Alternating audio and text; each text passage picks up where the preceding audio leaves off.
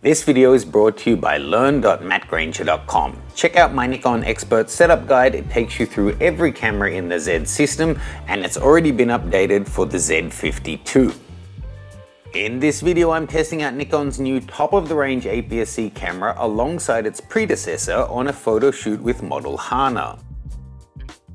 We're shooting in studio with a variety of Nikon and my favorite third-party lenses, as well as testing focus accuracy and speed out on the street. Hey folks, when the Nikon Z8 was announced, a lot of people said it is the mini Z9. I said I thought it was more of the successor to the D850. Now we've got a new, they're not calling it a flagship, but I'm going to say top of the range APS-C for Nikon, which is the Z50II, kind of superseding the Z50 and sitting above the Z30 and ZFC in terms of specifications. And it brings across a lot of key factors that we find in the Z8, Z9 and the recent Z6 III, including the X-Speed 7 processor and all of the different subject detect modes and 3D tracking. So for those of you APS-C shooters who've been bemoaning that the format isn't getting the right kind of specifications and the respect that it deserves, this might be the camera for you. Today we're going to test it out with model Hana and compare it to the Z50 and see how this guy does in the real world.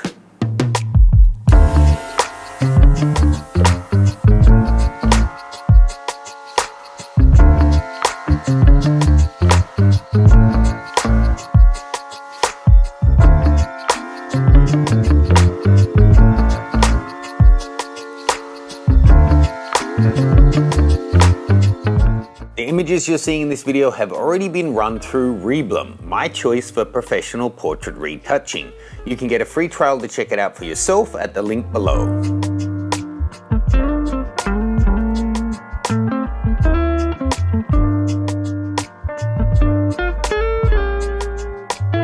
Now, for a fast APS-C lens, nice to have a native option. This is the 24 1.7. So that's going to come out to like something like, what, 35 2 point something. But I also brought along my favorite Z-mount APS-C lens. It's not made by Nikon. The Viltrox 75 1.2.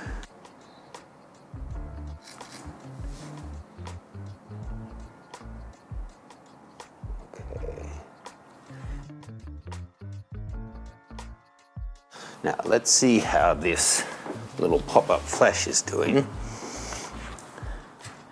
So first, no flash. Again, looking this way.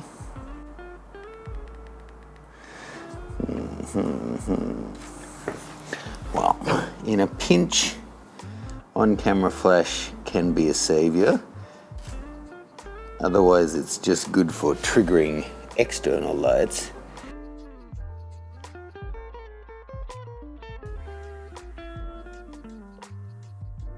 Okay, so from the outset, I should say I'm not really an APS-C shooter. I primarily shoot with the Z8 and a pair of Z9s. So for me, the Z8 is already the lightweight option when I want to go portable.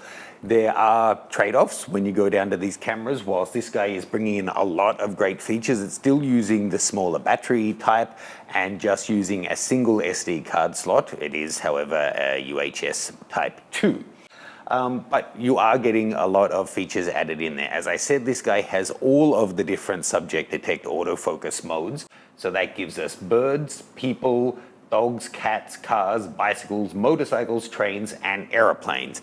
And they're saying excellent AF performance. This does have the same X-Speed 7 processor, which opens up a whole lot of things, including the ability to do log in video, but it's not, of course, using the same AF module as the Z6 III, Z8, and Z9. That module is too big for an APS-C sensor, so we'll have to see in reality how it does, having the best processor, but still the less sophisticated autofocus system.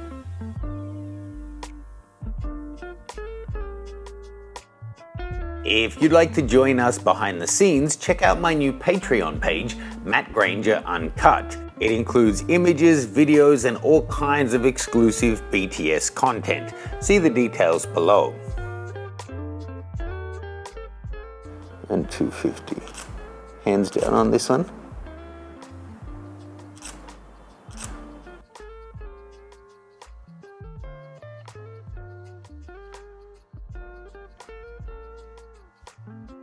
You just need some crazy fast primes to make up for the working distance compromise on an APS-C. Gotta say, I like the tones coming off this. I just don't love the focal length for this work. Oh gosh, maybe it's just me, but I so dislike the image always popping up to show you what you've just taken. Let me just turn that off. If you're a Nikon Z user, check out my expert setup guide on all the things you should set up straight out of the box and how to further customize it, like that auto playback, which can be quite annoying if it's not what you're looking for.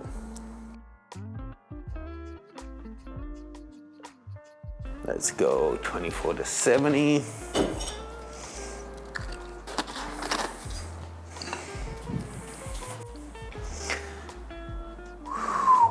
I love this lens. How's it gonna do?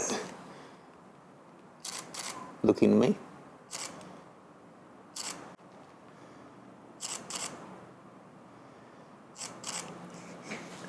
You're just not as soft as you'd be on full frame because of that extra working distance, but still a gorgeous combo.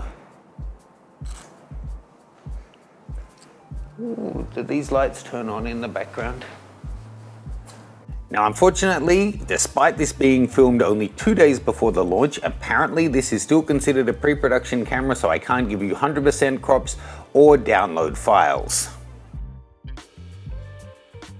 Okay, so the autofocus is quite good. Certainly once it gets the eye, it's staying with her really well, but this will probably shock no one.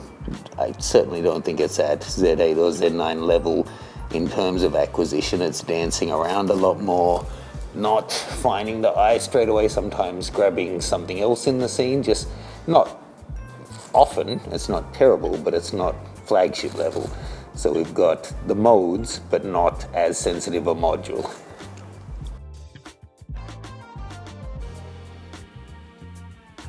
Next up, we headed down to the street to see how the AF acquisition and tracking is doing in better light. I started off using the 24-70 f2.8s full frame lens, and overall I'd say the results were excellent. I was shooting in people subject recognition in auto area AF mode. Acquisition was really quick. The only thing, maybe a handful of the shots were slightly slow to keep up with the autofocus, but there were none where it really jumped off her and lost focus, even with all of the spinning. So I switched to the 16-50 variable aperture kit lens to shoot again. Now, to be honest, as I was shooting here, I did notice a couple of times it jumped off her face and went to like her chest or shoulders, that kind of thing. But looking at the images, I couldn't really identify if that was the case or if just the tracking box was slow to update, because I was shooting at the long end, which is f6.3. A little bit hard to tell exactly where your focus is. So switching back to the 2.8, I had her do more circles, more walking, and overall again, I think it is a really good performer. It's also adding in pre-release capture, which I think is a first for Nikon APS-C cameras. 15 or 30 frames, same limitations as the Z9 though. I mean, still great that it's getting Z9 capabilities, but still we're talking JPEG, no RAW pre-release. In terms of interfacing with the camera, we've got a 3.2-inch variable angle display. It's basically taking up the whole rear of the camera. It's slightly bigger than most of the competition that have a 3-inch, so 3.2. It's still got some tux functionality and that kind of thing built in there. It's nice and bright, no problems with the rear screen. The EVF, however, has had a big upgrade. This is up to a brightness rating of 1000, whereas its predecessor and most of the competition are at 500 or 600, but basically you're looking at about twice the brightness, which could be really handy when you're shooting in challenging lighting situations. Having the ability to actually see what your camera is capturing is one of the great benefits of mirrorless. But if you're dealing with the early generation cameras where the EVF was laggy or not very bright, it was hard to really get all of that benefit. In terms of video, this is, again, the most highly spec'd of the APS-C range and up there with the best of the APS-C cameras on the market. Some dedicated ones out there do have, arguably better specs, but for real hybrid cameras, this is punching above its weight. So we have 4K in 30 frames a second using the full APS-C sensor. This adds in 4K 50 and 60, but both of those are with a 1.5 times crop factor on top of the 1.5 times APS-C crop factor.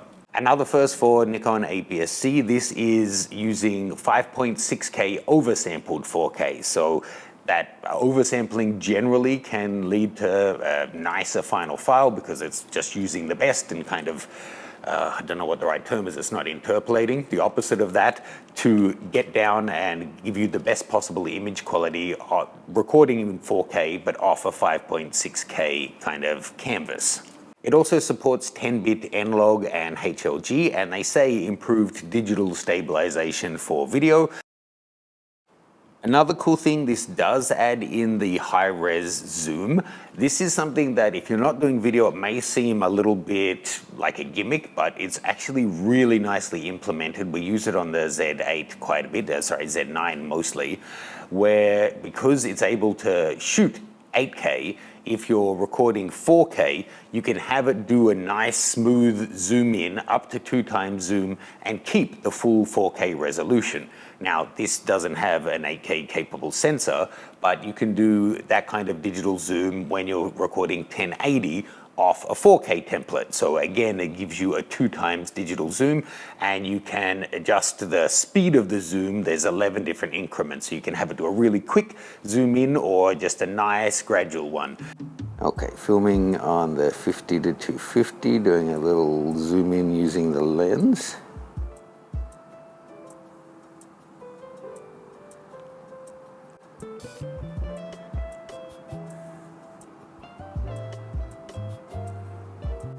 Okay, so this is 1080 recording. I'm going to use the high-res zoom function.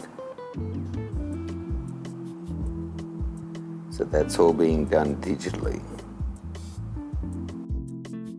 And lucky last on the video side, you can directly plug this guy into USB and then use it for streaming as a webcam or that kind of thing. A lot of the new mirrorless cameras offer that, but often it's not a very elegant or streamlined process. This is meant to be just a plug and play USB connectivity.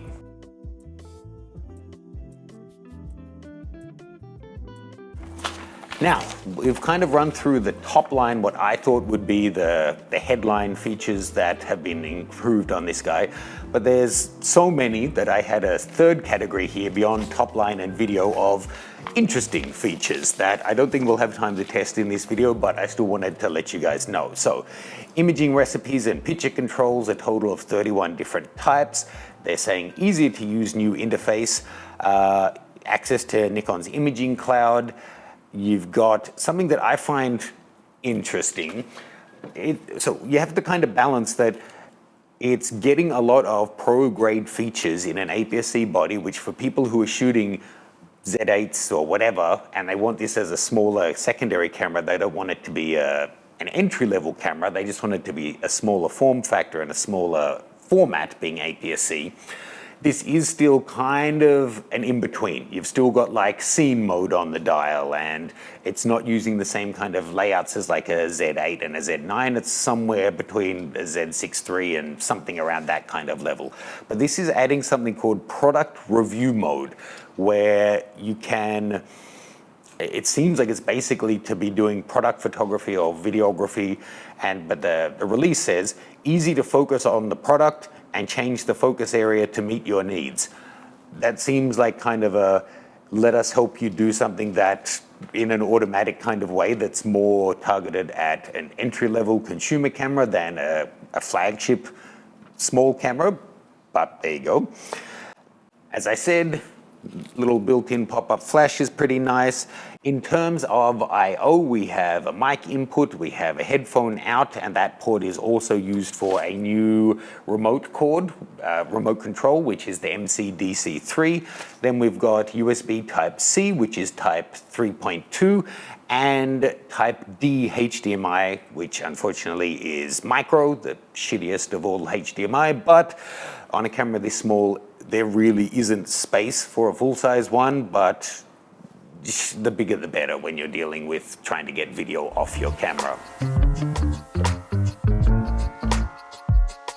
Okay, we're almost out of time here at the studio, so whilst Aaron gets the last little close-ups on the two cameras, I'll start packing and then we'll take a look at the images together in studio. Okay folks, so admittedly this is just an initial hands-on. I have to say it's a bit of a little powerhouse though. When you get them side by side with the original Z50, there is a noticeable size difference. You can see it's taller, it's slightly thicker. In terms of how that's going to be in the hand, I don't think it's going to be a big difference, although the grip design has been updated. So, you know, the grip, you can talk about what I find comfortable, but you really have to get it in hand to see if it's going to work for you. But the one thing that does stand out about it is the button layout is actually reasonably different between them. You see there we've got the Z50, you see there we've got the Mark II on top, and there's an obvious difference in terms of the layout of the buttons on the top and on the rear of the camera. Now this is going to be again a personal preference issue. The original had the tilting screen that had some kind of touch buttons built in on the screen, and the new guy has lots more buttons on the rear, and it's the fully articulating, tilting, squiveling style of screen. So it's just going to come down to you. For people who want to use it for video and all kinds of work like that, then this kind of new screen is handy. But if you're only doing stills, to be able to just have the screen there on an angle is quite helpful. Whereas on this one, you need to have it off to the side and down, which some people I know don't find the most convenient way to do it. They'd rather just be able to look straight kind of at the back of the camera with a little bit of an angle. Now, taking a look at the image quality, I think it's coming up really nicely. Han is a great model. Now the photos you're seeing here in Lightroom, they are the RAWs, but as I said, the ones that you saw spliced through the video have already been run through Reblum. Again, free trial, you can check that one out below.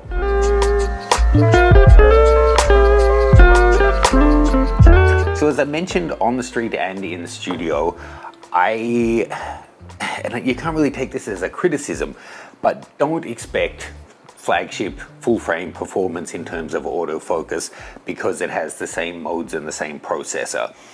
It's probably, well, I would say it is Nikon's best ever focusing APS-C camera, but it's still, you know, a significantly less expensive, more entry-level option than a Z6 III, a Z8 or a Z9. And to an extent, you still get what you pay for. It doesn't have that kind of sophisticated autofocus system that backing up the processor and the focus modes that this offers. But in lots of other ways, there's really so much jammed into this guy. It kind of reminds me, and it's a bit of a weird analogy, but of women's sports. I heard a comedian doing a bit about this, saying that there's people complaining that, you know, women athletes aren't paid enough compared to the male athletes, but then they don't actually go out and support the women's teams, drive up the numbers that makes it financially viable for it to be a big, well-paid league.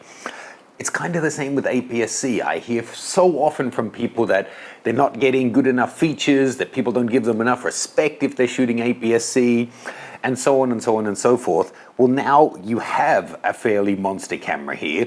Are you going to go out and support it? Because if sales show that there's a huge number of people wanting a fully featured APS-C, then it's going to make sense for them to really devote more time, attention, and resources to building out more APS-C lens options.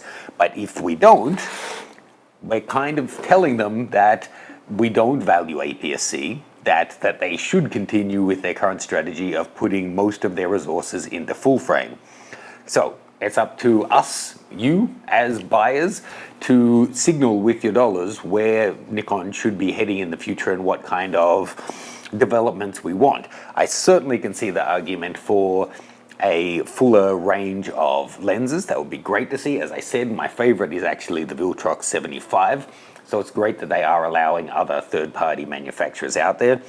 But I still think there is one level above this, which I don't know we're ever going to see, but something like a D500 replacement that has just as chunky a battery, that has just as good focus performance as a Z8, that, you know, is still smaller thanks to the sensor size, but it's not much smaller. Like, it's focusing on performance rather than overall size reductions. I'd love to hear your thoughts on that. Download the sample files, check out all of those different things that we mentioned, including the Patreon, Reblum, and my Nikon setup guide. All the details on those are below. Thanks to Nikon for letting me get hands-on with this guy early. Let me know what you'd like to see in a future video, and this is becoming an incredibly long outro, so bye.